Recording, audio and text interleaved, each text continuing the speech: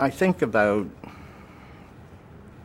the problems that managers get into because they run into something that's unfamiliar and they try to treat it with familiar approaches.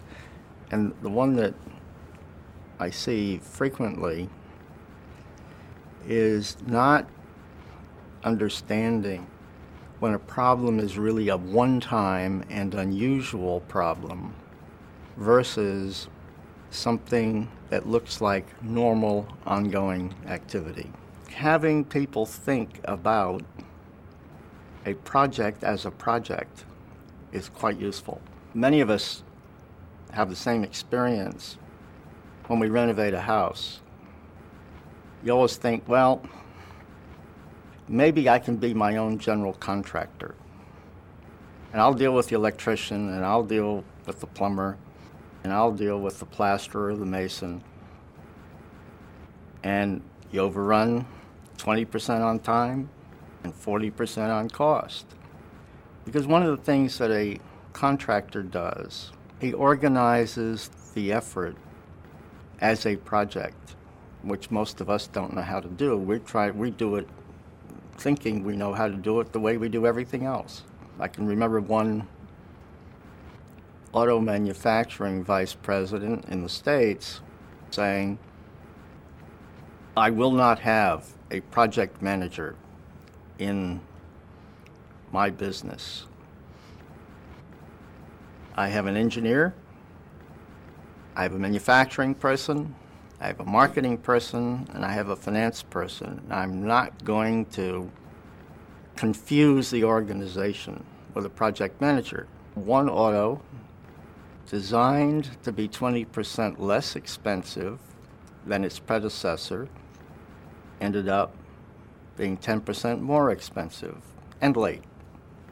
The project cost, instead of being $2 billion, was $3 billion.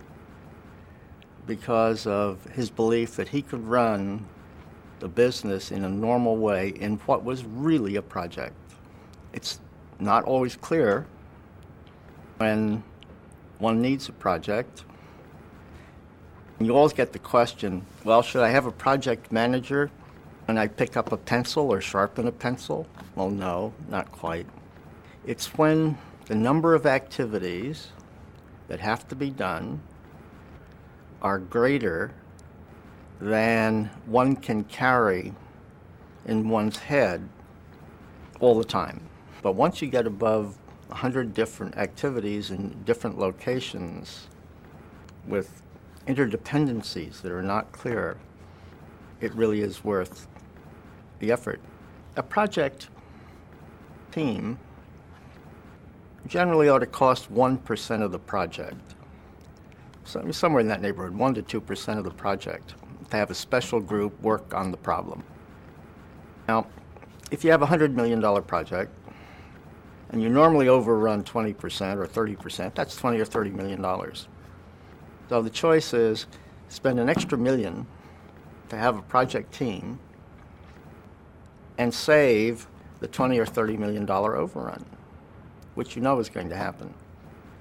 So it seems to me that for any middle management person, seeing his organization doing something that is bigger or more complicated or new, ought to think about the power of a separate project organization.